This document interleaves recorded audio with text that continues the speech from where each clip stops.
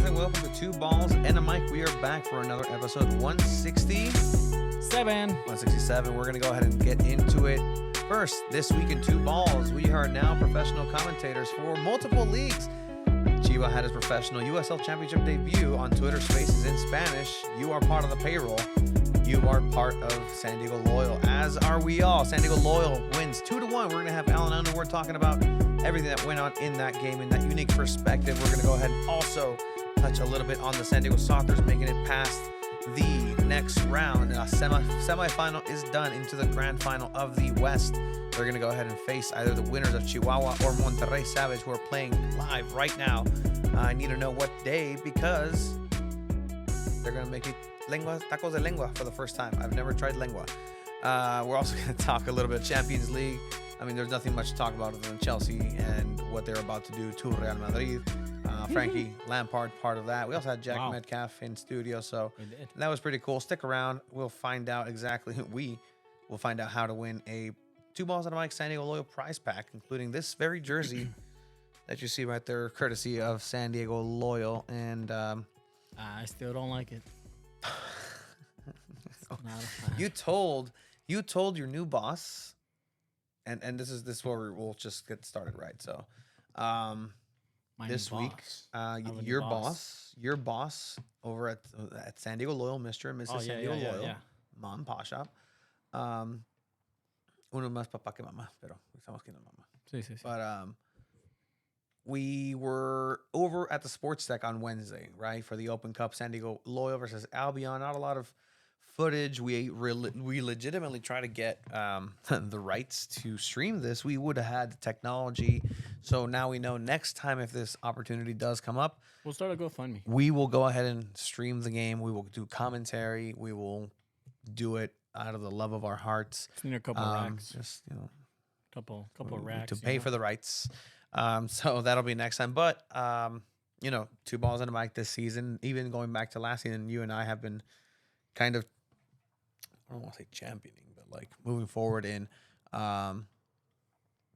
what we're going to do as far as like content and this and that. The vlogs, we're going to decide to go into a more special occasion type thing. Mostly because now we're going to have stuff to do during the match. We're still going to watch every single match and make sure that we get every minute of San Diego Loyal action into our eyeballs. I think collectively, like you and I have watched the most San Diego Loyal out of anybody in person. Yeah. In person, at least, because I will take that half a season in closed doors. Anyone that comes near it would be anyone that works for the team, maybe.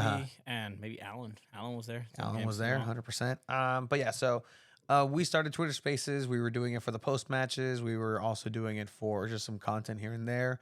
The rules are very strict as far as streaming live from within the stadium. So once the game is going, that's one thing. Part of the reason why we're also kind of doing something else for San Diego Wave, being more in the press box. And I kind of like it a little bit because you get to actually see the game flow and the shapes and stuff.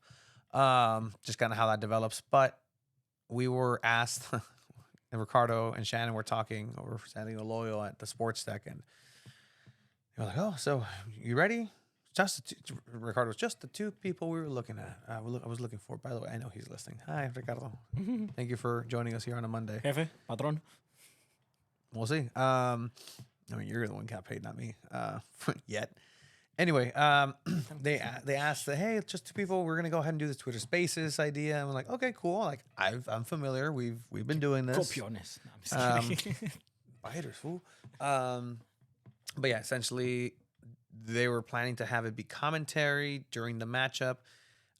So during the match, it was the San Diego Loyal account. On there was Darren, Jordan. I know Jack Cronin was like there, but I wanted to rest the voice. So some way or another, they let you and I kind of take over as well, like be part of it. So Two Balls and a Mic has now done partially, because I was doing commentary. Darren was also on there, and he hosts a radio show, so he has a certain way of carrying himself, and it was really cool. It was really, really cool just being able to do that. At one point, I just told you, okay, you take over, because I'm still trying to record, and it was kind of difficult, but And it felt like, just kind of like watching the president, and just we all have our little walkie talkies in our earpieces, like, oh yeah, no, I see Adrian Perez. He's coming on the wing and he does this and this. What did you see on the other side of the field? Oh well, everything's clear here. But it was really cool. That kind of we had this conversation about like I needed to do an okay job of this, and then I was trying to get away from the supporter section because they were loud and audio was crashing. And the security guards doing their job were like, no, back into your little pen, back into your little box. I was like, okay. But it was fun. I mean, people were there, and that's the thing. Like the thing about this is, and we were honest with the club is, okay, for this first match, it was really cool. People couldn't necessarily go watch it. It was just a capacity crowd at the sports 300 people, 3 to 4 or 5 in that spaces. But yeah, so it was a lot of people on the spaces, and then it kind of sparked the idea. And again, we talked about this as like, we want to do a good job here to maybe parlay this into create an opportunity. Wow, look at you! It's very, very and an opportunity that we created for sure because club reached out eventually. And, with the idea of doing these Twitter spaces in Spanish, along with Pony Jimenez, who, by the way, is really good at what he does as well. Goddamn pro. Shout out to Pony. So, we talk logistics and all this stuff. So you couldn't do this Saturday. You had a prior engagement. This was kind of last minute as well. Super last minute. You're not going to cancel. You are not going to cancel my event on that day. No, but I dare you. Yeah. So you talked to me. You said, well, you got to do this. And I did. And I'm not going to lie, I was a little nervous. As you should. It's technically Spanish commentary for San Diego Loyal, right? So, I mean, again, we're big on technicalities, right? Like, we are, technically speaking, I have done a game in La Liga MX. I'll leave it like that. I will lead it. It's not Liga MX. Pero no es under 18 USL, ¿o sí? Liga en el estadio. They don't get paid. In a Those stadium. Kids don't get paid. Hey, callado. I did it in the stadium. You did it in the stadium, right? That's for sure. In a Liga MX stadium. We do the San Diego Soccers. We do UPSL for San Diego Inter. And now USL. And on Wednesday, technically speaking, we are now doing commentary for the longest running tournament in soccer around the world in the Lamar Hunt Open Cup. So, I mean, technicalities, man. This is kind of where two balls and a mic is. You're not wrong. But I mean, and that's the conversation with people, right? Like, do you guys get paid for this? And to the point where now we can say, well, yeah. Like, we won't say exactly how much it was, but like. But it's nice to be. It's not about the money. It's really not. It's really not. It's nice, especially now with the car payment. Yeah. How's the truck life? My truck. Run. Con mi troquita. That's your song now. You saw you listened to what I hear. Oh, you know what I'm gonna do? Huh? You know how you can buy ringtones? I'm gonna buy that song to be my ringtone only for when you call me. Time out. That's still a thing? I think you can. You can buy ringtones. No. On the App Store. Can you really? Boy, that's how I have the Demon Slayer theme song, and you can put it as alarms too. Oh my gosh, bro! And it's like $1.29. The first one I ever downloaded was Lil Jock. It's Going Down. You ever heard that song? Meet me in a trail. It's going down. Meet me in the club. Copyrights. It's going down. Relax. Either way you meet me, guaranteed to go down. That's dope. Yeah, so I you paid can definitely $7 for that. Oh shit. Abel, ¿qué onda, hermanos? Aquí nomás. Season's greetings to everybody in the chat. I do see Where's my scarf, Alicia. We see Connor. Shout out from Ohio. Ohio. Columbus, Ohio. Zombieland. Also the land of ¿cómo se llama? El genio? Corbin. Esteban, Corbin. what's up? Saying thank you. Gracias. Abel, what's up? But yeah, so do the commentary for San Diego Loyal, and then that was cool and all. And then eventually the next Yes, sorry. Before you move from there, right? Like let's make sure it's absolutely crystal how clear it is. Yeah. That in no way or shape, and these conversations were something that you yourself had. I'm proud of you, by the way. I'm proud of you. Thank you. I appreciate it. Why you out of way? He's proud of me. No. Because it's the truth. Oh. And again, look, sometimes when clubs, important people, hit 2 balls in a mic cup. Oh, they hit you up. They hit me up. Absolutely, and I'm very offended by that. The first thing when I saw that text thread come up was, I called you and I'm like, "Are you up?" Because it's the day after your birthday and you're probably messed up. This happened. Yeah. I'm gonna tell him, hey, first question out the gate before we answer anything. Add Chiva to the chat. Like, it's the 2 of us. We are equals, and in very few ways we are equals because but in that way, in that regards, like, we are equals, and that's why this has lasted for so long. Like, people have tried to get rid of you for so long. People have just... Not gonna lie, they had me in the first half. Me muero, güey.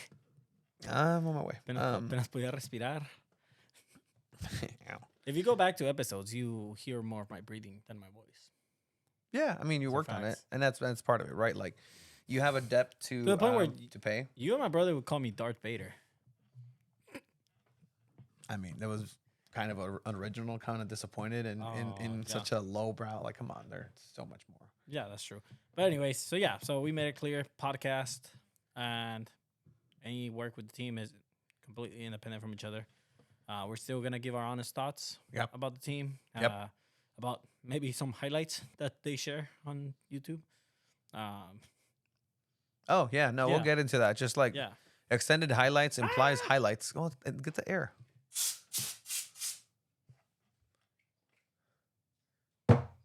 That was loud. That was. Apologies. Did you name your truck Mamalona? Abel's asking. No, did you name your Mamalona? Oh. Did I name my Mamalona? Not yet. Yeah, what are you going to name your People Mamalona? name these things? The Mamalonas, they do. But why? I don't know. You're the truck guy here. I really am.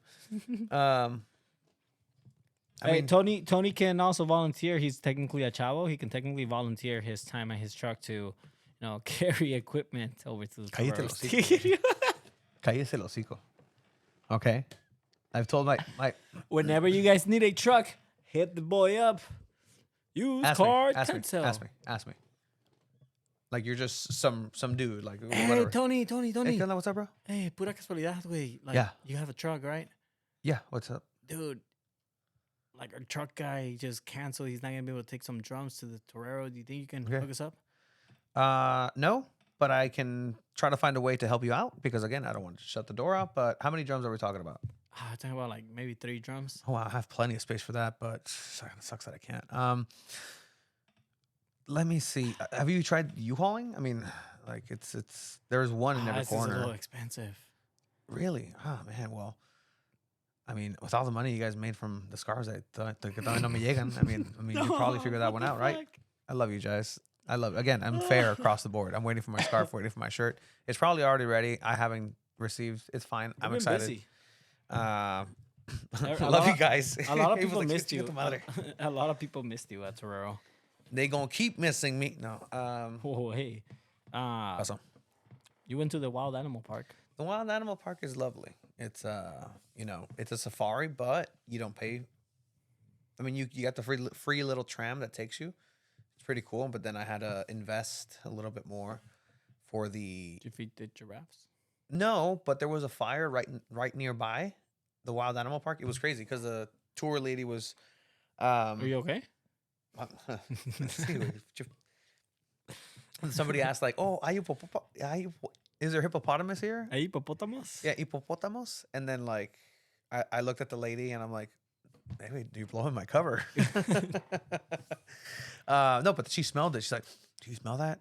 I'm like, nobody smelled whatever. But yeah, there was a fire. And then all these animalitos, all the little animals, all the gazelles started, like, running away from it. Like, it was a literal stampede away from the fire. But, like, it's pretty crazy. All the giraffes are running like Phillip Rivers. You've been saving that one. You've mentioned that one before. I miss Phillip Rivers. I miss a hero like that for San Diego. Somebody who's just maybe not from here, but just cements himself so much in the soccer scene. Like, yeah, plenty of kids here. I mean, I don't feel like Alex Morgan is that person. She's just a superstar that just happens to you be have here. fucking Landon Donovan, bro. Oh, local product, Landon Donovan? No, Absolutely. like, I mean, ese güey que hizo para San Diego. Brought professional soccer. Oh, he himself. He himself. No help. He's been trying since, we'll since see. Soccer We'll City. see. Updates with that. Put some respect on my boss, all right? That is your boss. Says technically, you know what? You did that game. Put some respect. He was sitting literally right next to in the room right next to us. So what time is his interview with us? Did you ask him? What was the conversation like? Yeah, he kind of just took that opportunity. He kind of just waved me off and said, No. I said, oh, you're not Tony. Nah, dude. Like whenever we have him for an interview, lo voy a decir, hey, wait, qué pedo, wey? You scored a goal against Mexico and you celebrate like this. Is that?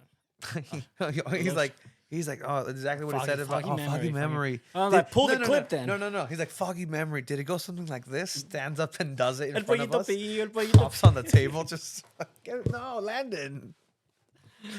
That's the interview we need. We did have Mexico won 4-2 that final. We do, yeah, exactly. We had Jack Metcalf sitting in this seat for, again, another little adjustment, a little bit of a programming change. It'll be San Diego football, not necessarily weekly, but it'll be more of a, again, special occasion. We'll wait for somebody to be here in the hot seat. We will go to them. We will the topics will be strictly about San Diego football. Exactamente. And so, I know Ryan was very generous with his time. And I mean, the dude does everything. He's too busy. He's too busy writing the story of San Diego soccer for everybody. With his camera. With his lens. Mm-hmm. Like, dopest guy you ever meet that lives here in San Diego. An excellent dude. Catch him. You'll still see him at Wave games, soccer games, the occasional Loyal game maybe. Potential MLS here in the South Bay. Hey, don't try to get me fired here. MLS. Hey, Chiva, what do you think about the MLS? What do you think about San Diego Loyal not being so? Okay, it's fine. Hey, a la madre. It'd be cool to see San Diego Loyal get moved up to the MLS in that stadium in Chula Vista. I'll just say that. That would be pretty dope. That's the best case scenario for everybody, and I believe. And that would be pretty sick. I would love to see an MLS team here in Chula Vista. We'll see. But yeah, we got some good topics out of Jack Metcalf. Yeah, I mean, one thing he was very passionate about, it was a little in there, but just that pay to play system where it's incredible the amount of money that gets thrown into the game, but it's just like for flashiness, because you don't really need much. Like we went back and forth about him playing in Liverpool in the streets and us playing in Las Calles. You've seen Goal, right? The movie? Yeah. Goal? Yeah. And what is saying that in that scene is like, look at this. All you need 2 sweaters and a ball. That they say that in the movie. Glenn. That's the hardest you could have tried for that, and I appreciate that. Still sucked, but I appreciate that. I could. You know what sucked? You missed out on some money Saturday. Oh man, living the dream, guys. Living the dream. Anyways, some people brought to my attention some topics in that interview could have maybe not been brought up. Some people are moved on from Andrew Carlton and they don't want to hear his name anymore. Okay, but it was a topic that needed to be brought up to hear his point of view. Yeah, tell me about the other perspective that another player gave about playing with that individual and what it was like seeing him on the day-to-day. Because if you have that, I'd love to hear it. Yeah. Not being confrontational or anything, just that's what it was for. Like, Tranquilo. That's what it was for. But yeah, that was pretty cool. The nicest car that's parked in my drive-through. I don't want to give exactly what version of Audi. ¿Qué carro tenía? Yeah, no, it was an excellent vehicle. He and his. You have a nice truck now. I don't know. I don't want to name it. Why name your truck. Okay. Drop in the chat. Drop in the chat names for Tony's truck. You've seen his truck. It's a white Toyota 2023 Tundra. Drop names for Tony's truck in the chat. I can name it in the app. So right now it's named its VIN number, almost like Finn from Star Wars. The 2 balls mobile. I mean, that's what every single one of my cars that we've destroyed thanks to this podcast has been named. Don't blame the podcast for your terrible driving and lack of fixing your car. Excuse me? Did I blow out my engine by taking me and my fat friends to Vegas? I don't think so. All right. That's me being very generous to you. I was the fattest one in the car. That's what I'm saying. You didn't have to say that. That's why I made you throw it on your friends. I don't want to tell them that you with your heft blew out the transmission and the engine halfway through the desert. All right. That should got me a nice settlement check though. Damn right it did. Oh man. It did, and then you fixed the car and you got it back, and then it got totaled. Yeah, I made $16,000 out of that. Whoa, money bags. Just to quickly touch on what's coming in programming, we will have a Chelas con Chavos coming up. Mañana. Yep, and dropping then Wednesday or maybe even Tuesday night. We'll probably drop it Wednesday just because tomorrow is because we won't necessarily get into it a little bit. There was no footage. There was pictures of the Cholas Femenil versus San Diego Wave scrimmage over at in Del Mar. So we didn't really get a lot of stuff out of that. What we did get. Yeah. And there's not much Wave to talk about today because they did not have a game this International weekend. break. But we did get Sierra Engie. So she's a player for San Diego Wave, local player. Numero ocho. Number 8. So center midfielder, you know, up and coming talent. Drafted number 13 in the NWSL draft. You may have still not seen her get minutes at Snapdragon, but you will soon. She did get minutes over in that Cholos versus Wave scrimmage. It was a nice little conversation. So, again, opening that door up for more and more players for San Diego Wave. Because, I mean, there's some guys and loyal that we've, like... People, we're getting there. Like, we're working on it. We're getting 7th interview. Shout out Elijah for your time. Yeah, so I mean, people ask us, "Oh, when are you gonna get Alex Morgan?" You know, it's a work in progress. You know, we're getting up there with Fox Sports and CBS, so you know, you got to compete against the big dogs now. Big dogs. Woof woof. But yeah, so that's gonna be coming on down. Check that out. Other than that, San Diego Sockers. Chavo said Metcalf still mad. Yeah, I put it up. The San Diego Sockers played. We did do commentary for that. If you want to just talk about that while I set up. Yeah, go ahead. San Diego Sockers, they beat Mesquite in the away match 7-1. And then they did something they haven't done in a few seasons, right? They shut out a team at it's really hard not to get scored on. Yeah. When it comes to it's like a no-hitter in baseball. You know, you're a baseball guy. It's difficult to see. So they did win 8-0, which is an impressive result. You were mentioning to me that, dude, there's a chance we stay till 10 p.m. if they go into a mini game. And this, I told you, dude, there's no way. I'm wondering if we get paid for the mini game. It's technically a different game. I don't think so. And we get paid through the game too. I mean, I don't think that would have been a thing, man. You know what? I think Craig and I are gonna have to have a strong conversation then, sir.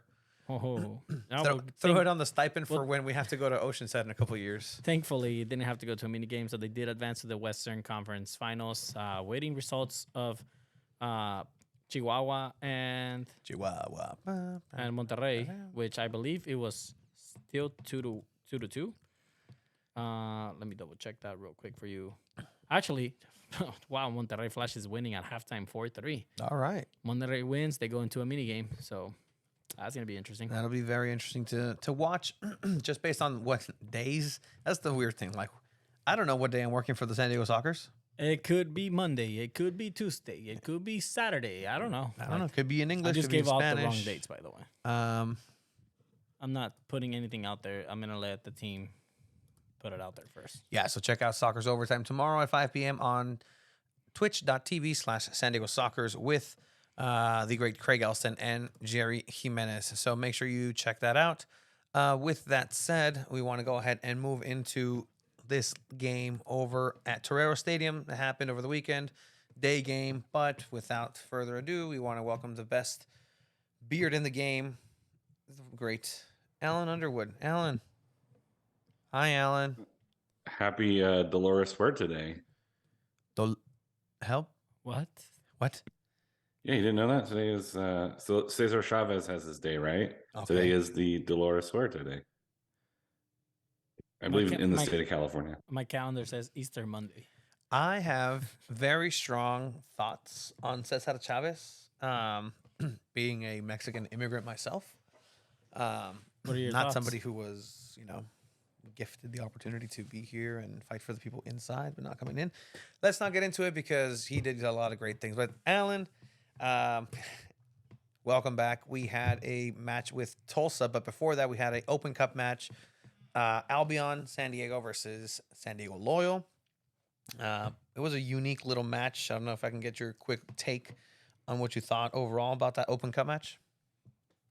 I think both games, I'm going to tie both games together in the sense that it shows kind of the depth of Loyal right now, where you can rotate aside and still have really strong performances from guys who aren't getting the big minutes in the big game, right? Like Xavi and got kids like that. Duran Free had a really nice performance.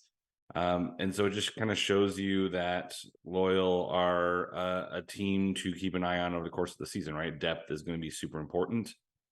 And so a match like an Open Cup midweek match was really fun. It was a chance to see how some players playing together we don't normally see. It was nice to see Charlie Adams get a run out. Unfortunately, Guido was in pants instead of short shorts. But I think it was just kind of a nice moment to celebrate soccer in San Diego as well. This is Albion's first match of their season, which had to be tough for them. But it was kind of a unique setup on the sports deck, which, some people probably haven't. I hadn't seen a game there. So it was nice to kind of be there in a different venue celebrating San Diego soccer. And San Diego looked like they were in control most of the match. Albion had a couple moments of niceness, but Duran was very aggressive and really took charge of his 6-yard box, which was impressive for a kid that young. Albion has a couple decent players. I thought their goalkeeper had some nice moments as well. And unfortunately, Collier was on the bad end of some of those plays, not being able to score. So there's some frustrating things as well, right? You would hope Collier got one of the 3 big chances he had should have gone in. The scoreline should have been a little bit more crooked, but big up to Albion for not rolling over, putting up a fight in their first game. And it was a fun environment to watch. I think the supporters getting to be right behind the goal was kind of a unique position for them as well. And I think it was really fun for the community in general. No, I agree. I mean, it was definitely interesting to see some of the younger players getting their first minutes of the season. Xavi, I thought, was the player of the match. I told you guys. I saw him in preseason. I see him at training. I'm like, he has grown into a young man. I mean, 18 years old now, and he's like, you see how physical he can get now. Like, he's faster, he's quicker on the ball, putting great through balls. Alan and I were talking about that second goal, how Xavi just with his left managed to get that little curler through ball pass for Adrian Perez, who ended up passing it to Conway. So props to the kids. They handled, and now they face Seattle Sounders on the next Open Cup match. So, I mean, do you have any feelings about not having a home match here for Open Cup, Alan? I mean, the conversations I was able to have on Saturday led me to believe that the team investigated every option that they could in order to host the game. There's still some roadblocks in the community that are keeping them from being able to explore every single option. Yeah. Balboa has some field quality issues, I guess is the nice way to put it. Yeah. And so I think the initial is like, oh, they didn't do it. They didn't do enough. Like, they just like, oh, we don't care about, like, they want to host, right? Yeah. They want to be able to host. But for reasons outside of control, in some instances, or just the circumstances of some of the state of facilities, it just couldn't happen, which is unfortunate, right? Like, it would be kind of magical to have Seattle or Portland come down. I mean, say what you will about what Portland's gone through the past couple of years. Like, these are 2 storied MLS franchises, right? Like, Seattle incredibly and Portland incredibly important in the U.S. soccer landscape. And so it would be nice to be able to get them in San Diego, where I think you get a leg up, you get the home field advantage, you get the crowd behind you, which was really important for Sacramento in their deep run. You want your home fans away from you. And I think Coach Miller highlighted that in his press conference on Saturday, like playing in front of the Chavos and the locals and the Rainbow Loyal and all of the supporters groups in that end zone behind the goal. Not wrong. It just feels like sometimes the ball just kind of gets sucked in. That's kind of a cliche, I guess. He used the term like magnetized, kind of the ball finds its way. And I think there's something to that, right? You're at the end of the game and you need a little bit of extra, especially on a warm day like Saturday. You want that for your Open Cup. There's something magical about that. But unfortunately, you're playing the interesting thing about the Open Cup in Seattle is they're going to be playing on the same field they played on their last game before COVID shut down. Tacoma. It's that same, Yep. And so going back there, there's kind of a weird connection for Loyal to that stadium. And some of the visuals are for sure going to bring up certain memories and feels for Loyal supporters when they're watching that on TV, like they did, what was that, March 10th, March 11th, somewhere around there.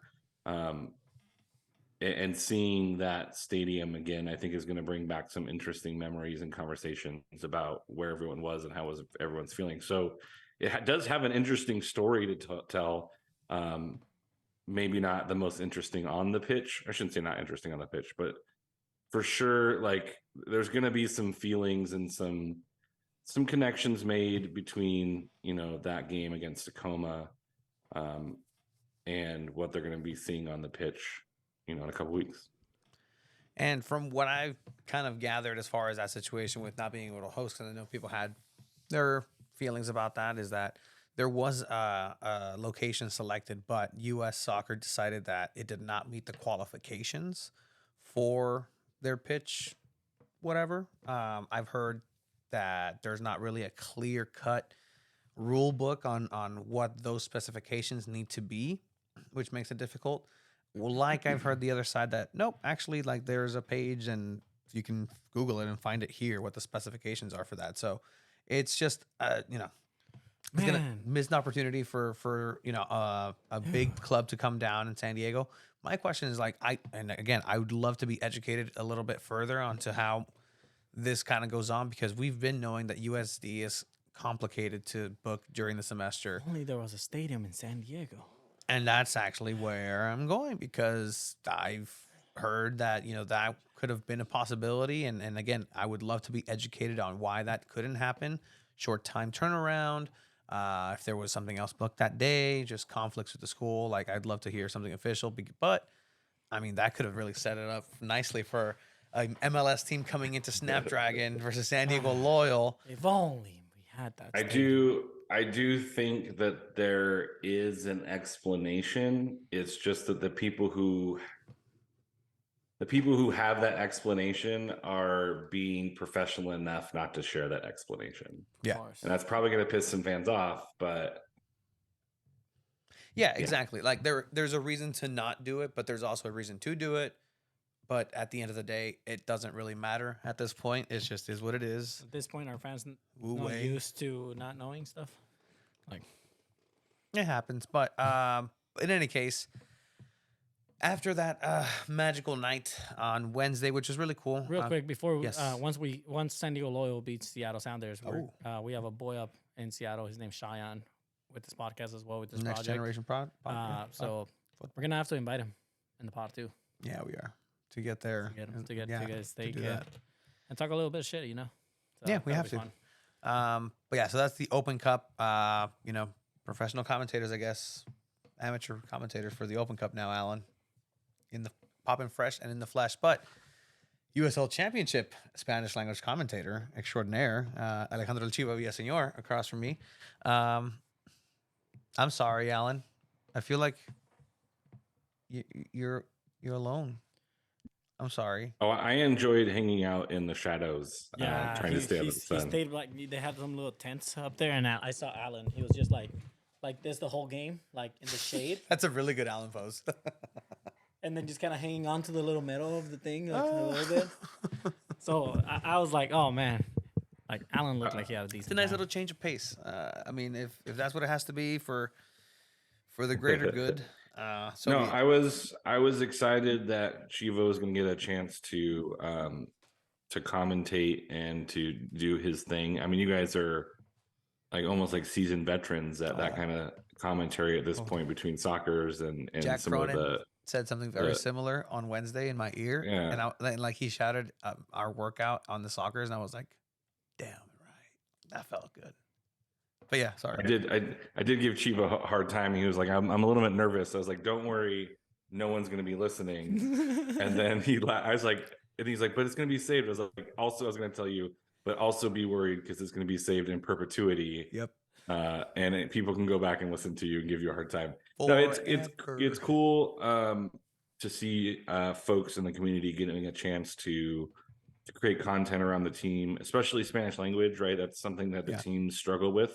Yep. Is how to create that content. And, I think the Open Cup and I think this past weekend really kind of opened up some opportunities. I think they're struggling again with, they want to drive numbers to a specific place, but also, you're a home game. I think the comment was like, it's a home game. You want people to show up and they're going to be there. And so like away game, you guys can be in your PJs at your house doing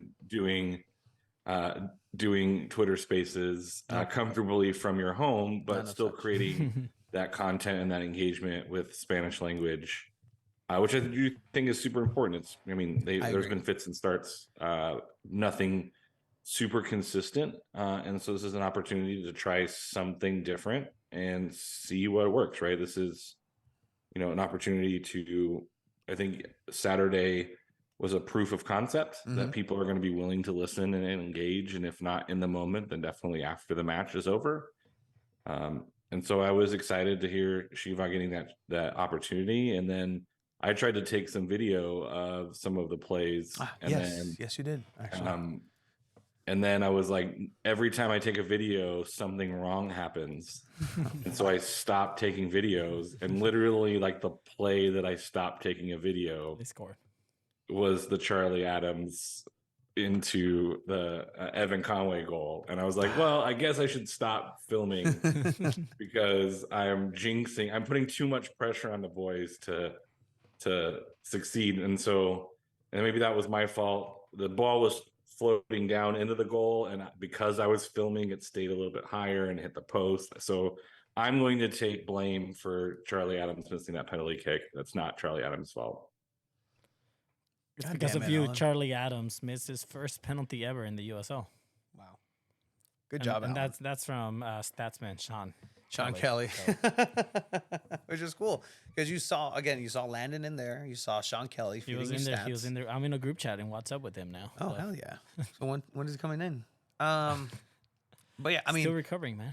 I love that idea, Alan, and this whole concept of away, which is very, very much part of the conversation that we had over on Teams with the club of like, hey, like, who's listening? Like, yeah. See, TV Azteca, if TV Azteca had 20 listeners or watchers, and that's kind of what it was. What chance does this have? And it's again a proof of concept, and I like that idea. But I mean, in our PJs at home, no, Alan, send us to the game.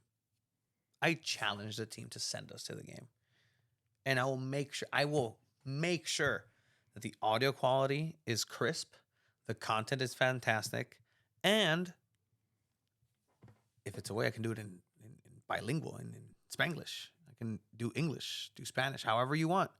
Just what I will request, and I think this is the next thing, right? We need all access credentials, right? Yeah. Oh, you're demanding. I haven't even done a single one. No, I need this. I need my lemonade prepared. They don't even send Weston to some games, man. Hey, did they feed you at least this time? No, they didn't give me anything. They don't feed the employees? Oh, shit. I didn't get anything. Get a sack lunch. But yeah. I mean, and some of the feedback, it could be like, yeah, it's 20 people, it's 25 people, it's 30 people, but those 30 people Like you might not be getting those eyes on the game, and 30 people turn into 60 tickets, right? Because unlike folks like me who might show up to a soccer game by themselves, most people are bringing another person with them or bringing multiple people with them. And so if you can get 30 people, now you're at 60, now you're at 70, now you're at 25 beers, 20 Cokes, a couple burritos, some Taste of Africa, like 72 lemonades, like all of those things add up. And it's about growing the game. It's about being active in the community that you say you want to be active in. Yeah. And so I do want to recognize that the club is taking a chance and taking that feedback and like it was literally Wednesday to Saturday, right? Like it wasn't even quick. It was like, we're trying this thing out. Okay, let's try it out a different way. Okay, let's reevaluate and let's see how we can do it in the future. And it's like, that's what you have to respect about this team in at times, is that they are trying to be responsive and they are trying to do things different and new. And it looks good on the resume. Yeah, I mean, absolutely. But I'm super grateful for the opportunity. So, I mean, it was a lot of fun. Pony's great at what he does. So the experience was one that I'll never forget in the future, wherever this grows, wherever we all go. But it's something I'll always look back and say, well, this was a start to that. Yeah, 100%. It sounded great at the Wild Animal Park. So this lineup that we have here, right? So this is the Tulsa match over at Torero USL Championship. Coque Vegas, Kyle Adams, Stoneman, Elijah Martin, Bodley, Moon, Capitan, Charlie Adams, Colin Martin, Moshe Ban, as we've now been educated by the great Jack Cronin, Ronaldo, and Conway. No Guido still. So it's kind of where we have here as far as injury report. Then we also have Ebby, who was also listed as out, who will most likely be out for the season. Well, I mean, we did see Ebby walking. Oh, did you? After the game as well. So walking up the hill again, actually. So maybe it's not that bad. I'll carry him. But yeah, it's still a pretty strong lineup. You have Elijah Martin still playing on that right center back position. Bodley, who's just showing how fast he is. He's very, very fast. And Nick Moon just doing his thing right on the right side. I still prefer him to see him on the left, but you got to use him where you need him. And I really like seeing Ronaldo and Evan Conway up on top together. I think it just provides a different dynamic to the team when it comes to speed and counterattacking. Although Evan Conway does need to get a little sharper at getting those shots on target, finishing. And this is all saying that while he did score a goal, like it's not necessarily saying, oh, like he's not doing it. He is doing it, but the amount of opportunities he's seeing, the looks he's seeing, like I expect at least one more goal from similar situations, something that hopefully with time will kind of smooth over. But yeah, it's early in the season still. Yeah, exactly. 5 games in, so we'll see. Alan, what were your thoughts on this game? I do want to point out how hard we were on our number 9 last year, and Evan Conway already has 3 goals this season, 1 in the Open Cup. So like, I do think it's early season, it's early doors, as they say. And there's a right to criticize some of the strikes that he's made as not super great, but I think he's putting himself in really good positions to score, which is good, which means like, all right, now all we got to do is direct those balls a little bit more on target, and he can score in bunches, right? So he's even though he's not sharp, he has 3 goals already this season, which is, at this point last season, I'm not sure Kyle Vassell had scored one yet. So it is an improvement from a number 9. Also, I mean, he spoke about how fun it is to play with Ronaldo Damas, right? And I think that's something, Chief, that you pointed out, and that's a great thing to point out is, one of those 2 guys are going to be freed up because the other one is pulling attention. And, we've seen some greatness out of Ronaldo. I think he's had some really nice games. He also has 2 goals this season. So it's like, all right, we have our 2-headed strikers have, 5 goals in 6 games. That's, I would, this early in the season with, Ronaldo coming in a little bit late into, preseason, like not even starting the first match, right? The first couple of matches, to have them on 5 goals, I think it is pretty good.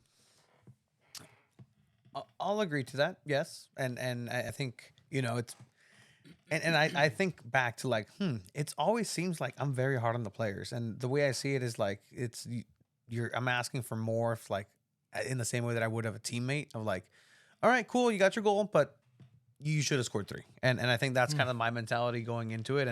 And obviously that's, different in lots of ways. And to give him credit, right? Like there's a lot of off the ball movement, on the ball plays that Evan Conway does that doesn't necessarily lead into a direct goal, but it does lead to a lot of goal scoring opportunities. Talking back to Albion, Collier was set up a lot by not only Perez, but also Conway and his play, especially in the second half. But, it's a good partnership that they have. And I do like also that having the 2 for 2 in a way. You deploy Collier and Perez out there. It's that big guy with the small, speedy guy, but the big guy is also kind of technical in a way. So I think in the attacking sense, I think we're set. I think it's in the midfield where we're kind of, where we haven't typically had many questions. It's just a question of who's healthy, who's not healthy, what the chemistry is. Colin Martin is now back. Charlie Adams coming back from an injury as well.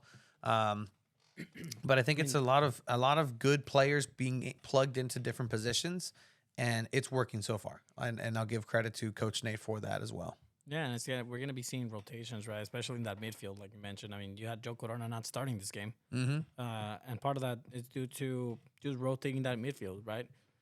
It was good to see Colin Martin and Charlie Adams together. That chemistry is still clearly there. Charlie Adams is still not 100%, so that's why he doesn't get the full 90.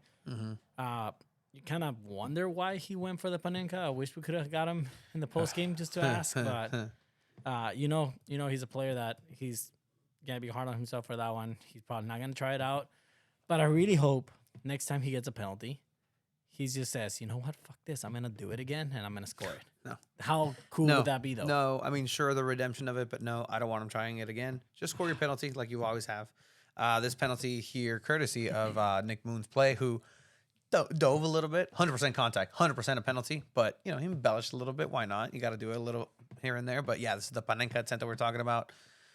Charlie Adams tries to scoop it. He dragged his foot through the ball. I think Panenka penalties are better off just kind of like sticking your foot close to the ground as well. Get that little chip in.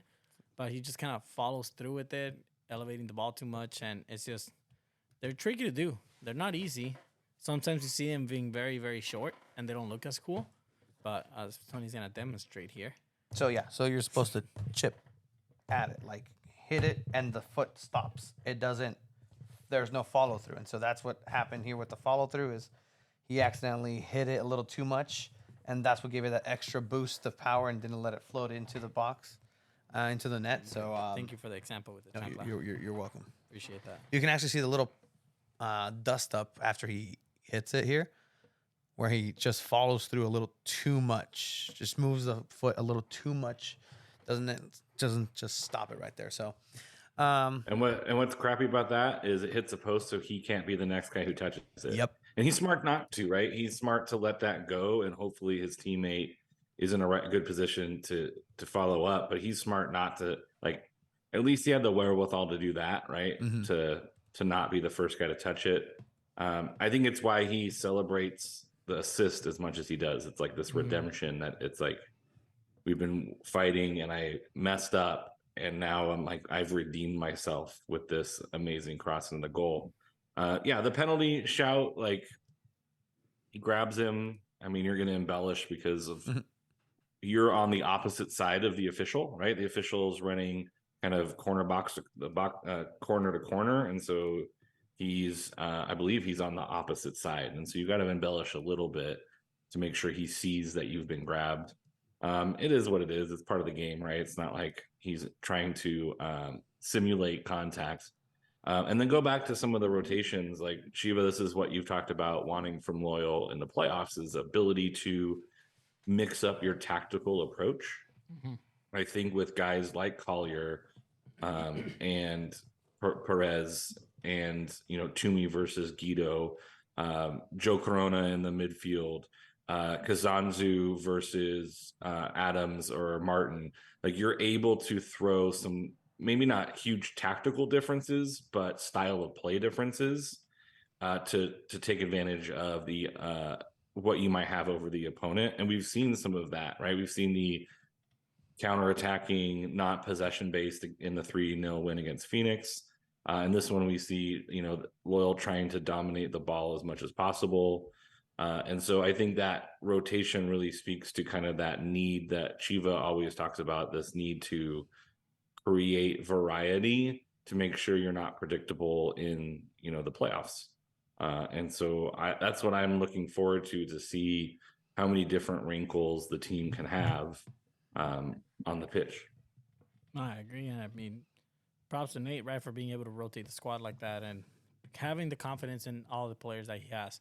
I think the only 2 players that didn't get minutes, well, besides Farid, were Kazanzu and Xavi, which, I mean, at the end of the day, it was a close game. You have those players. Maybe you give them minutes if you're up 2-0, 3-0, and cannot solidify that win. But let's talk about almost the ending of this game, right? They ended up winning with a lot of luck. Yeah, well, let's look at the game, the goal first, right? You haven't looked at the goal, right, guys? Oh, we haven't looked at the goal. Yeah, that's right.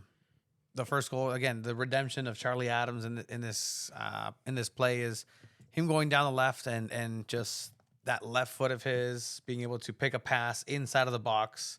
It was a really, really good pass. Yeah. This is one of the only times I think I've ever said this. The refereeing was pretty good this game. Oh, wow. You really are getting paid by the league now. No, I mean, they played the advantage really well in this goal, which calls the foul, and then the goal doesn't happen. So right there, foul right there, lets the advantage go. Charlie Adams crosses the ball. Evan Conway manages to get free and taps that in. What's wild is very similar to the really nice cross against Phoenix where Nick Moon scores in front of Damas. Like, there's 2 strikers there that, like, sometimes they get in the way of each other, maybe. But the fact that you have, multiple strikers heading for the box means that defenders have twice as many guys to mark, which allows, one of the 2 of them to be able to get into a nice position, right? Like, if that ball's a little bit further behind, Damas is right there. And that defender is like, I have to mark both of these guys. And so he does both of them poorly. But just a really great ball in. It skips around 2 defenders, essentially takes out the entire back line. And that's a great cross. Yeah, no, that cross by Charlie Adams, just venomous in there. It picks exactly where it needs to be. And it's the strength that he's able to have, right? It's that touch and being able to place the ball wherever he wants. It's exactly how you need it to be. It's not going too high. It has that curve where it just kind of dies in the middle of the box. Like, it just loses all power, but still has that effect to go around 2 defenders. Like, it's not necessarily it's poor defending and poor marking on one part, but on the other, it's just a really excellent pass. And just to be able to get at the end of that is, I mean, that's not a soccer play Conway did. Like, it's just getting the job done. Like, just create contact with the body, with the leg, with the foot, with the whatever. Very Chicharito style. Yeah, just get it done. And, that's the 1-0 there for San Diego. And, yeah, to the credit. It's also placed far enough away from the keeper that the keeper can't come out and get it either. Like, it's exactly where you want. And this is what we've been missing from Loyal for the past couple matches, this type of delivery that Adams can give that we've kind of been lacking a little bit in Loyal's play. And then immediately after, Tulsa comes back Seconds after. A cross inside of the box, and then just kind of gets tapped in there. It's the really player to hard. watch, the one person to not let have the ball, an opportunity. Yeah, but it's really hard if you're Kyle Adams because you have to always assume that the attacker is going to miss the ball, but you essentially get kind of blinded when he jumps in front of you, and he misses the ball completely, and then it just passes through you, right? So that's very hard to make a stop if you're Kyle Adams there. So question. Yes. Is the player who scores the goal offside on the original kick into the box? So it's close. So there's the kick. and it's like Adams' foot looks like he might be keeping him on. Yeah, and so I originally thought this might be off, and then the guy then the argument is, does the Tulsa player play the ball and touch it on the way over, because then he's clearly offside. And so this is like, as far as a lineman's concerned, this is a really tough.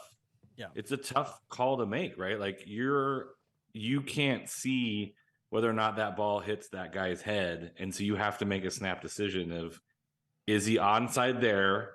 Is he onside here? Does that ball make contact? Like, think about how hard it is to be that linesman right now, and I think that's why the goal stands. Is like, you have to be, in this case, you have to be certain, and it's like inches and then centimeters. And so I was like, I thought he had touched the ball there, but then on further looking, it looks like he doesn't head the ball. If only there was technology to get this right. No, we're good. All right. Who's Tony yelling at? If I'm Koke, I'm the goalkeeper. Who am I yelling at in this play? At yourself. No. Who are you yelling at? Who's marking the guy crossing the ball and letting the cross get in? No, I mean, sure, don't let the cross go in. I'll give you that one. Don't tell me you're yelling at Toomey for not closing in. No, I mean, I'm not doing that at Toomey, even though he turned his back to it. Are you yelling at Stoneman? I am yelling at Stoneman. Yeah, because he's not marking anybody, and he doesn't even look back at any point after the cross. If you go back to this play, right, when it starts here, he should already have clocked that player is next to him on his right. All right. Loses everything. He looks back there, and he thinks he's still at the edge of the box. All right. This run happens, but at this point, you have to have looked at least once more, because then that gives you the opportunity to get in the way of the guy jumping and do what he did to Kyle Adams, is get in the way. Yeah, but I think it's also a good cross, though. It's also kind of like how we gave props to Charlie Adams placing that ball perfect. This cross is also very well placed, to the point where Stoneman is essentially where he needs to be. Who is he marking, though? He doesn't need to be marking, because it all depends on where the cross is. I think he times the ball wrong. Maybe he doesn't take a step back where he needed to. But in that case, I mean, Kyle is already doing double duty here. He shouldn't have to come in front of it. But then there needs to be that communication from Kyle Adams as well. I got two. You got to yell it out. Koke needs to yell out too. Like, you got to mark someone. But it all happens in a split second. I'm still obviously. I mean, I'm still mad at you can still yell at whoever you want, but it's a good goal. It's a good goal. And I mean, you don't let that. You're not supposed to let that happen a minute after you score your first goal. I think that's something we can all agree is not the most ideal timing for this. But yeah, Tulsa do go up with their 3 fans in the stands. Hey. But again, I'm very critical about these things. You are, but I mean, sometimes not every goal that you're gonna get scored on is avoidable, and every single goal every goal is avoidable, sir. I also think it might be smart that you get scored on. Yeah, it might be smart on Tulsa, like realizing there's a 3-man back line and attacking it in a way that creates an overload against a 3-man back line versus a 4-man back line. I'm not sure. It's also kind of like the cross comes out of nowhere, right? Like, I don't think anyone's expecting that cross to come in. Yeah. And yeah, maybe Stoneman takes the guy back and allows Kyle to rotate a little bit further. To me, it's one of those like, okay, like, yes, a mistake happened, but I'm not sure, like 9 times out of 10 that mistake happens again. Yeah, I agree with you, sir. No one has pointed out, Tony, you haven't pointed out that Tulsa kept using the long ball on bodily side. So maybe that there's something that they managed to fix, because it didn't really happen. Okay. I mean, that was one thing I noticed from being on the field level, was it was either Tulsa was not nearly as fast and dangerous in the switch, or Loyal was being much more aware over the switch, the long ball over the top to switch sides.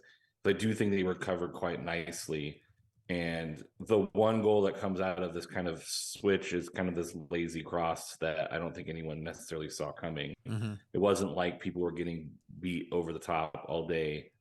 In fact, it was Loyal that flipped that script, right? That's how they get that first penalty, is a long ball over the top that Nick Moon, beats his defender. So there was a lot of really good switching going on and a lot of really good rotation. Tulsa was trying to take advantage. I heard the keeper yelling out, right, because you had a lot of space over there, but Loyal recovered pretty well. And it was either Tulsa wasn't fast enough with the switch and then the attack, or it was something that Loyal has been working on and using the speed of their defenders like Elijah Martin, like Blake Bodley to fix that mistake. Talking about Elijah real quick, some of the highlights here included him being rather nasty on the ball, as he can potentially be here, just eliminating that guy. Takes on him. All right, I see you coming in. I'll just whoop, adios. Yeah, I heard that player right there is out for 3 weeks with broken ankles. Oof. You heard it here first. I don't have the breaking Elijah news. looked frustrated after that play, though, because he kind of wanted players to open up and keep playing the ball for it, and essentially he was forced to play it back to Stoneman or Koke back. So, I mean, the talent is there, though, right? So I think that's what we're seeing is Elijah just kind of getting that rust off, because, again, you're asked. This is exactly what happens when you ask a player to do something that they haven't done for a while, right? It's like if me in Spanish sometimes, like I used to speak Spanish every single day and the only language I spoke, but now sometimes I think of, like, I don't know what the word is in Spanish for things. And wow. Yeah, no, it happens. Wow. But can't relate. Can't relate, bro? Oh, okay, bro. I can. Want to see you. I can't wait until Alan speaks more Spanish than English. But no, like, Elijah's been able to just, dust off some of those skills, and it's really just two different ways to use your muscles when being an attacker or a defender. When you're a defender, you have to be sturdy. You got to be, you know how to get sturdy? I know how to get sturdy. Of course you do. You're very hip. Do you know how to get sturdy, Alan? Absolutely lost. I love it. The kids these days. But you have to be rigid. You have to be strong, and your body just kind of becomes that. You're less flexible, less pliable, because once you go and attack, you kind of have to have that, the noodleness and just be flexible and be able to do these skills. And it takes a while to move from defensive minded into offensive minded, because sometimes you just want to tell your body to do something, but it just doesn't, right? And so I think this is a case where Elijah's kind of now getting into his own, and people are like, well, you're the defensive guy, of course you're going to go back, we don't expect this. But he's like, no, this is who I've always been. Like, I need you guys to help me out and flourish in this style, because I can bring it. So I think that's what the frustration was there. Cool. I like it. Thank you for. I mean, and to be fair, like, I think there was a lot of frustration going on for a lot of that match. It didn't feel like, it felt like an old school Loyal match where there was possession, there were some opportunities, but I mean, I saw Nick Moon essentially run over a ball. Like, I'm not sure he saw it until it was too late, but it was like right there in front of him. It was, I'm sure as a supporter, it was very frustrating to watch how Loyal was playing, because they were creating a lot but weren't scoring, and you're just like, this is going to be one of those games. And Tulsa had some decent looks in like the 88th, 89th minute, where you were like, okay, here it's going to happen. We're going to have a New Mexico again. It's another day game where the away side is going to score a late goal to really, drop the spirits in Torero. In this case, would have been a loss. In past games, it's been a win to a draw, but they did score. You did feel it coming, that like inevitability that this was going to go poorly for Loyal toward the end of the match. You're absolutely right, but I mean, Tulsa did end up scoring at the last minute as well in this game. So on a what did you call it? An autogolazo? Autogolazo, yeah. It was a great header. Yeah, I mean, it was fantastic. So the play goes down here on the wing with Moon in between two players, getting the cross off. Very impressive, actually, the window that he had there. He gets it, creates the chaos, and poor guy, man. Poor guy. What a finish. Oh, my goodness. Like, he can't even stand up. It really happens in FIFA too. Like when it's an own goal, like the players will go celebrate with the last player that touched it. So Nick Moon, you got yourself an assist. Should that be an assist? It is an assist, right? Does it count on assist? I thought it did count. I think it was Craig Elson talking about how in soccer they should give the goal to whoever touched it last, like in hockey. Like hockey, there is no own goal. It's like the guy who puts it into a dangerous area gets credit for the goal. Unfortunately, no assist for Nick Moon, which is a shame too, right? Like, give him an assist, because to get that cross off around a double team and put it in a dangerous area, like this is the skill. Like that's pretty impressive. You know what? That header, that diving header, is just phenomenal. Like it's. If you're Tulsa's coach, you're not mad at the player that scored the own. You're mad at both defenders marking Nick Moon there, because how do you allow that cross to happen in between both of you? That should not have happened. The thing about this goal too is that, you know, this does come off. This is a goal created by Santiago Loyal, 100%. Like this is, you know, situations are situational, and this is a situation that they, you know, fabricated. And this is what happens exactly when you park the bus, and the bus was parked. Tulsa wanted out. And if you look at just the amount of white shirts inside of the box, that's exactly what happens. Because you have two players that are covering the nearest San Diego Loyal player, and then you have the player right outside the 6-yard box over on the right side, and then the man of the hour. It's such a crowded box. Yeah, it's such a crowded box, and obviously there's nothing for him to do. Because had he just let that go, the guy behind him was going to clear that. He was ready to clear that.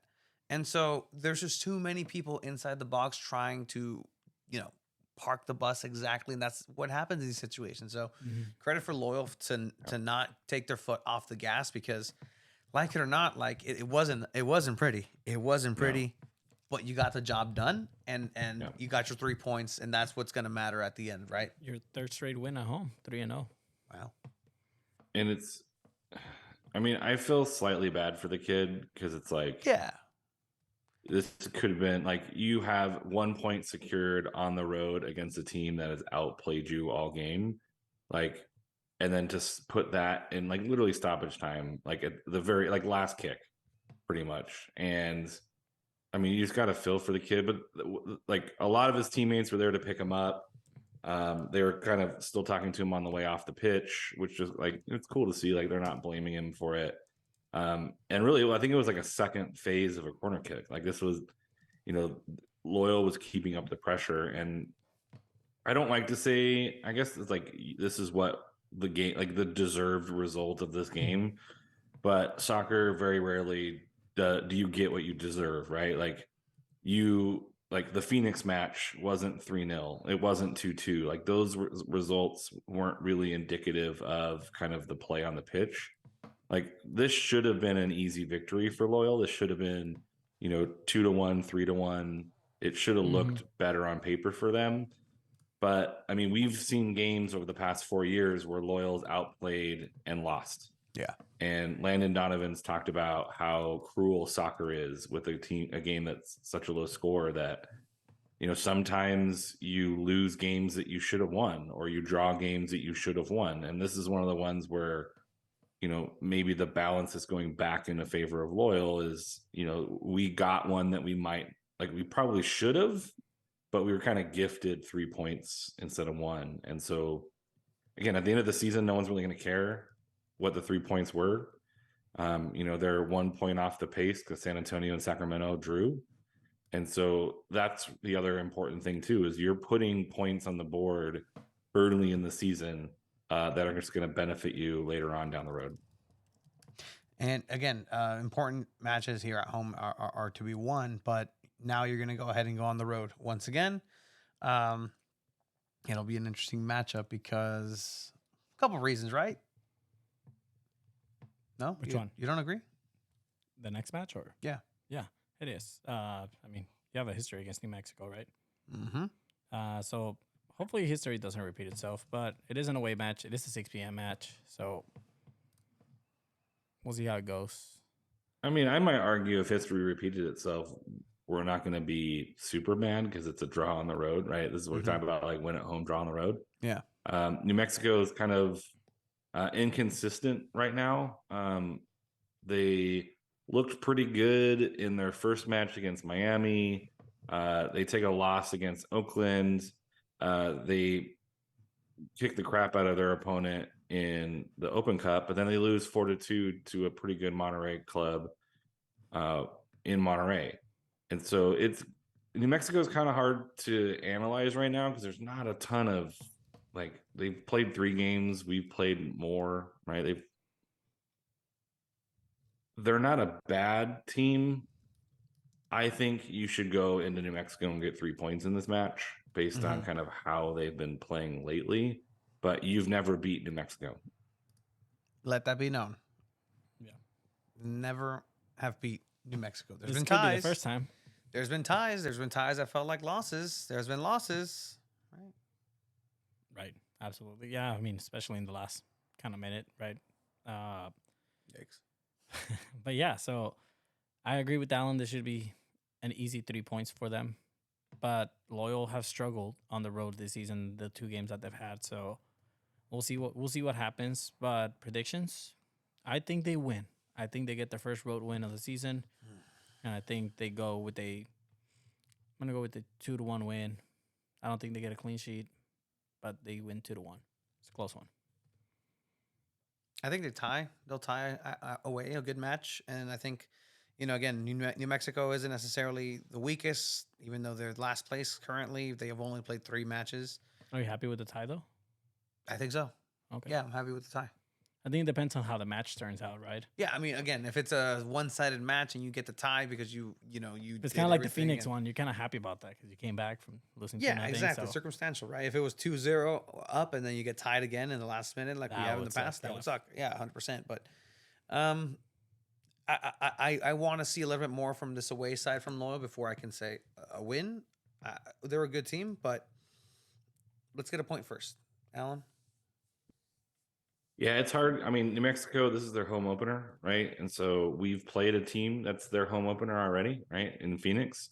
So they're going to come out hungry. And I think this game, I don't think it can be won in the first 30 minutes, but I think it can be lost in the first 30, right? You got to weather the storm of New Mexico coming out and trying to build into that home squad. The fans are going to be hyped. They're going to be loud. And so you got to weather the storm. I think if it's even at half, I think Loyal has a really good opportunity to get a win out of this. Loyal hasn't been great on the road, a draw and a loss. But a loss to, Sacramento, who's been one of the best home teams in the league historically. And then a draw against a Phoenix team that was highly motivated to play you. I like the 2-1. I think, keeping them off the score sheet is going to be challenging because they can score goals. You got Chris Wehan, you got Santi Moar, right? Remember him? Phoenix, yep.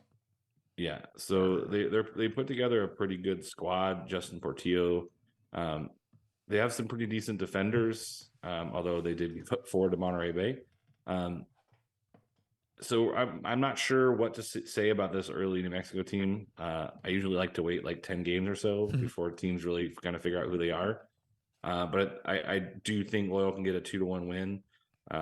But they got to survive that first 15-30 minutes of this one. All right, so it's going to be at Rio Grande Credit Union Field at New Mexico. I guess that's the name of the field. The stadium is the Isotopes, I do believe. Reminiscent of the Springfield Isotopes from The Simpsons. One of the greatest now I'm the one that's episodes of The Simpsons ever. Hungry Homer. Homer goes on a hunger strike because the baseball team is moving, and he's trying to prove it because they're saying that they're going to move to New Mexico. And so they're like, no, we're not going to move. And so he does a hunger strike, and he ties himself to a pole in center field. And then finally he's going to go ahead and he's promised that he's not going to go ahead and the team's not going to move. And then he ends his hunger strike by eating an isotope dog. And then he eats it. He's like, oh my God, this is such a good hot dog. Has great mustard, has great this, has great relish. All ingredients reminiscent of Albuquerque, New Mexico. And then the rapper says New Albuquerque Isotopes. Wow. All right. Alan, you're lucky you get to leave already, man. I have to still listen to this guy. Shit. All right, so this is the next match. So it's going to be an away match. We'll see if we're doing it on Twitter Spaces or we travel. Maybe we don't know. Still up in the air. Meeting with the team soon. But Alan, always a pleasure having you. It's great to see you Saturday. Siempre. Last thoughts.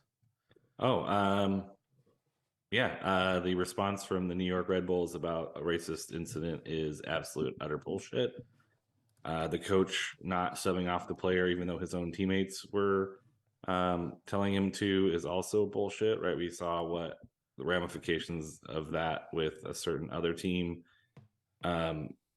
We just got to do better. Like, in the moment, like beforehand, in the moment, after the moment. I've seen some things like, well, we're people from all over the world. There might be like different cultures. I'm like, I don't buy it.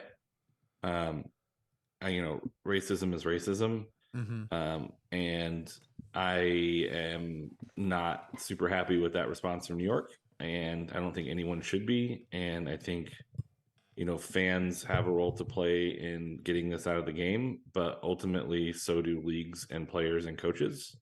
And unfortunately, in the incident, it was not handled well. We've seen incidents where things haven't been handled well in the blowback of those. So just like do better in the moment. And then, leagues got to hold people accountable to make sure that there's punishments for this.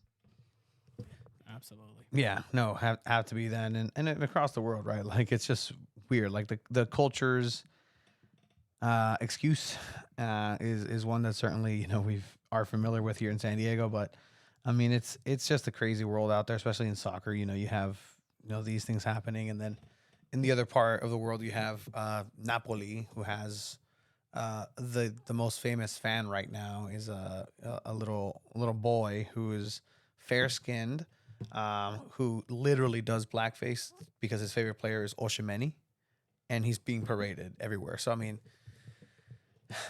there's just so much in the global scope, but I think that what we can control here in the States, at least, is what we should focus on and do our part. And hopefully that is what spreads across, and that can be a real impact for the game, especially here in the States. Love it. Thank you, Alan. Love you, gentlemen. You're the best. Bye. Alan Underwood. Let's give you a quick update. Monterrey is beating Chihuahua 10-6. They're in the fourth quarter with 12 minutes left. Okay, so explain this to me. If Monterrey wins, they have to do a mini game. And then if Monterrey wins, we do commentary on Friday. Soccer should still be playing, I believe. I don't know if we're allowed to say dates. That's why. Okay, cool. We'll wait. I'm not too sure. Yeah, no. Let's not get in trouble. I'd rather wait for the team to Craig tweet Elston. it out. I kept saying that Pechanga Arena was last. They do want to do an English stream for the away game, which would require you to participate more than me. I'm not sure if I would be required to participate in that. Mm-hmm. Where you take the pod on the road again to the Calafino Lounge. That'd be fun. So yeah, I mean, you got MASL, I got USL. It's like it's all. You know what we haven't talked. It's all part of it. You know what we haven't talked about in a while, huh? And I mean, it's finally back. It's the quarterfinals. It's the biggest tournament in club soccer around the world, besides the U.S. Open Cup. Oh yeah. Yeah. Oh yeah. Yeah. It is the Champions League, my friend. It is back, and your team is still alive. Damn right it is. Your team never made it to begin with, so let's just start there. So Champions League. Hi, Alan. Look at Alan there in the corner, looking handsome as ever. Bye, Alan. Champions League fixtures here in the quarterfinals. The first leg is going to be a good couple of matchups here. You have Benfica versus Inter.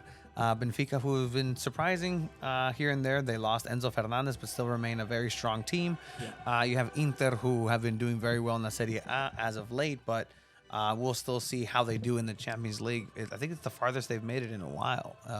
Just one of those teams that is historic along with AC Milan, but at the same time, Inter is a very strong team. So I mean, yeah, Benfica 7 points clear in the title race in their league, right? So they kind of have that unlocked. They are usually one of the best teams in Portugal to win it, besides Sporting and Porto. But it's going to be a good matchup, right? Because Inter, again, in the Serie A, they're really still Serie A or Calcio A? Serie A. Serie A, right? Yeah. It's not FIFA. It's not FIFA. Yeah. Which, by the way, FIFA rebranded for next year. EA Football. EA. Yikes. Is it what's going to be called? EA Football? I think so, yeah. Oh, man. This I mean, Inter right now Inzaghi is not happy with that. Inter's in the race to get into the top 4 to get into a Champions League spot.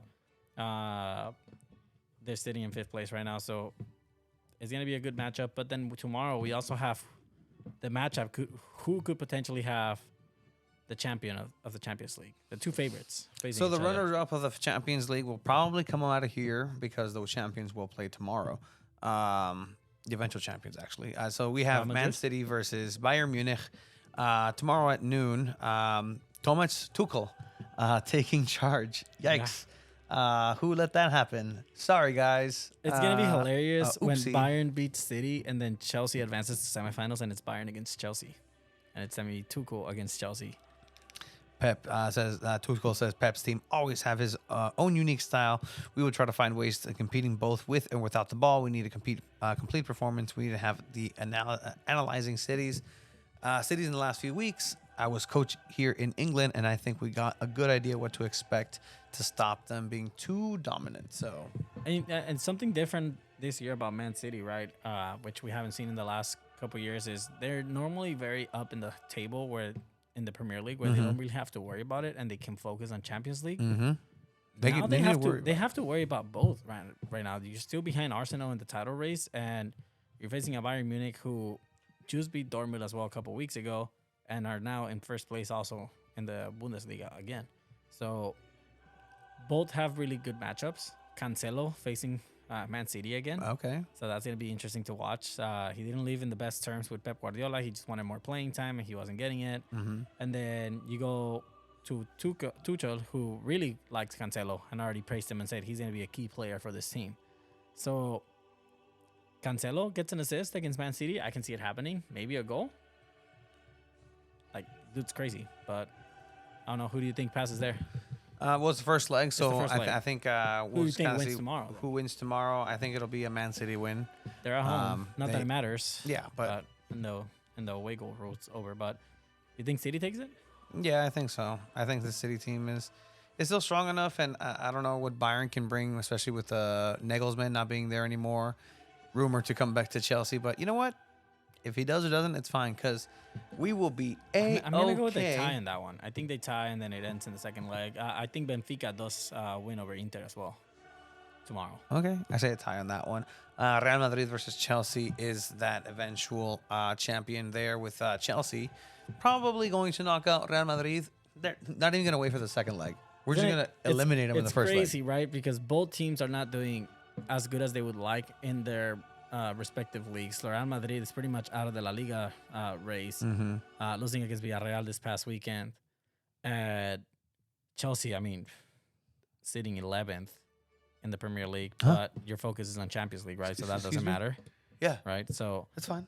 Yeah, no, absolutely fine. So because this is the man. Both teams are struggling. Frank Lampard. The man who built the last Champions League winning team for Chelsea. He's not going to win it for you guys.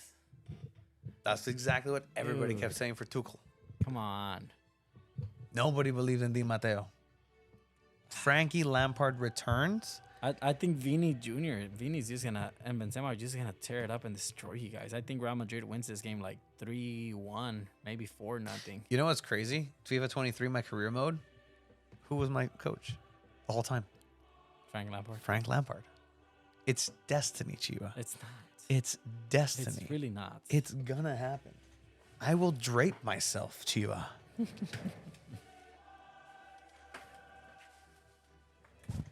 Okay, dude. You know what is very interesting though? We do have 3 Serie A teams in the quarterfinals. Yeah, it's very interesting. But guess what? All 3 Serie A teams se los van a pelear contra Chelsea. They're not all gonna play Chelsea, but we have Napoli versus Milan. Napoli, who are the dark horses in this Champions League. They definitely have been one of the best teams in Europe. Yeah, no, 100%. Napoli have been They're clear off the impressive. Serie A Chucky already. They're Lozano. at 74 points. Osimhen. ¿Quién más juega ahí, güey? Maradona. Yeah. What, Insigne. Kavisha Mertens. Kvaratskhelia, who has been really good. Who?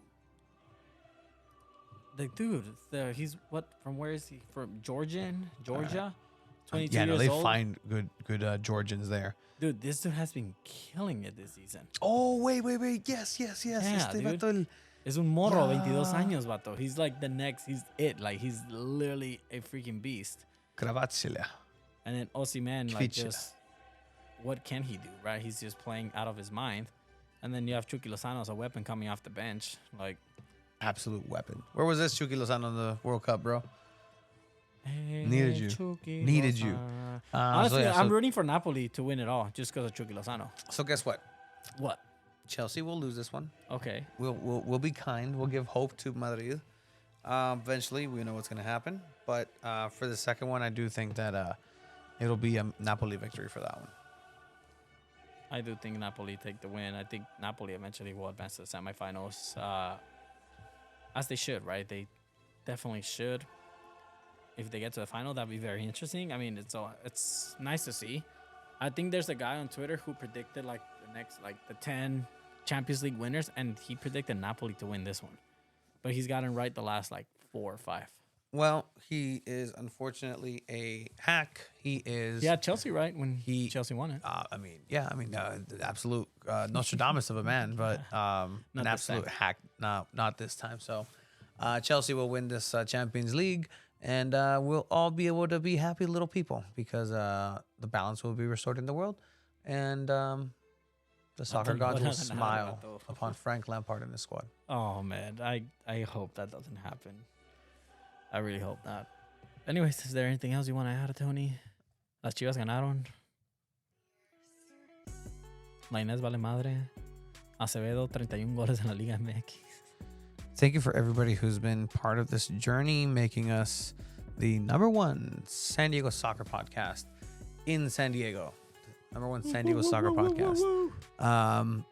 It's really fun doing commentary for the Soccers. San Diego Loyal. Soon for San Diego Wave, hit us up. But thank you for everybody who's been supporting us since day one. We will be doing a jersey giveaway very soon. I just pointed at it, along with the prize pack with the jersey. So stay tuned for that.